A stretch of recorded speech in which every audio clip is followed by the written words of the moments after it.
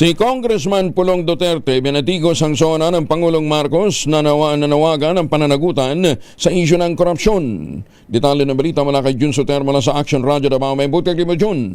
Mayong buntag usab Kuyang Angel, binatiko si Davao City 1st District Representative Paulo Duterte ang ikalimang State of the Nation Address o SONA ni Pangulong Ferdinand Marcos Jr. kasabay ng panawagang tugunan ang mga isyong matagal nang hinihingan ng paliwanag ng publiko. Sa nilabas na pahayag, sinabi ni Duterte na habang nagpahayag ng kalungkutan ng Pangulo sa kinakaharap na kasong plunder ng kanyang pinsan na si former House Speaker Martin Romualdez, mas mahalaga maipakita ang malasakit sa Pilipinong naharap sa kahirapan, mataas na presyo ng mabilihin at singil sa kuryente. Iginiit din ng kongresista na hindi sapat ang mga pangako at mga naitalang tagumpay kung hindi matutugunan ang mga kontrobersyang kinabibilangan ng flood control projects, PhilHealth funds at Maharlika Fund. Ayon pa kay Duterte, ang hinihingi ng taumbayan ay katotohanan, pananagutan at hustisya, anumang posisyon o impluwensya ng mga sangkot. Sa pagtatapos ng kanyang pahayag, hinamon din ng kongresista ang administrasyon na sagutin ang mga isyong ibinabato laban sa pamahalaan. Ito si Jun Soter para sa DZRH. Una sa Pilipinas, una sa Pilipino. Dagan salamat, Jun Soter.